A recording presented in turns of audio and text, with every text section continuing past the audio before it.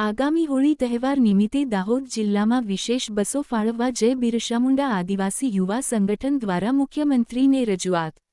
આગામી હોળી તહેવારને ધ્યાનમાં રાખી જય બિરસા મુંડા આદિવાસી યુવા સંગઠન દ્વારા રાજ્ય સરકાર સમક્ષ વિશેષ બસોની વ્યવસ્થા વધારવા માંગ સાથે રજૂઆત કરવામાં આવી છે। સંગઠનના પ્રદેશ પ્રભારી શ્રીમતી તરુલતાબેન હઠીલા અને પ્રદેશ અધ્યક્ષ અલ્કેશભાઈ કિશોરીના માર્ગદર્શન હેઠળ દાહોદ જિલ્લા પ્રમુખ સુનિલભાઈ ભુરિયાના નેતૃત્વમાં ગુજરાતના મુખ્યમંત્રીશ્રીને દાહોદ જિલ્લા કલેક્ટર મારફતે આવેદનપત્ર પાઠવવામાં આવ્યું।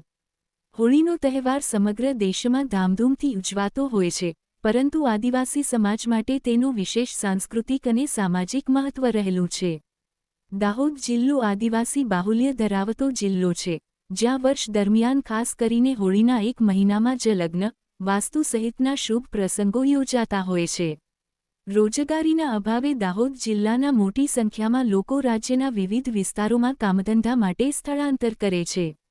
હોળી તહેવાર દરમિયાન ઘરે પરત ફરવા માટે મુસાફરોને ભારે મુશ્કેલીઓનો સામનો કરવો પડે છે। રાજ્ય સરકાર દર વર્ષે વિશેષ બસોની ફાળવણી કરતી હોવા છતાં તે પૂરતી સાબિત થતી નથી।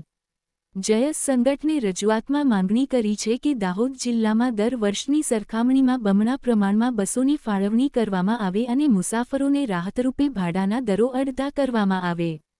બાકીનું અડધું ભાડું સરકાર પોતાના વિશેષ બજેટમાંથી ગુજરાત રાજ્ય માર્ગ પરિવહન નિગમ (GSRTC) ને ચૂકવે તેવી પણ માંગ કરવામાં આવી છે। સંગઠને ખાસ કરીને દાહોદ, લીમખેડા, ઝાલોદ, સંજેલી, ફતેપુરા અને ગરબાડા બસ ડેપોમાં તા 28 ફેબ્રુઆરી 2026થી 5 માર્ચ 2026 સુધી સતત વધારાની બસ સેવા શરૂ કરવાની માંગણી કરી છે।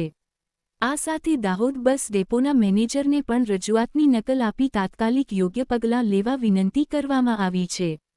અહેવાલ મધ્ય ગુજરાતનો અવાજ ન્યૂઝ ચેનલ હંમેશ સત્યની સાથે।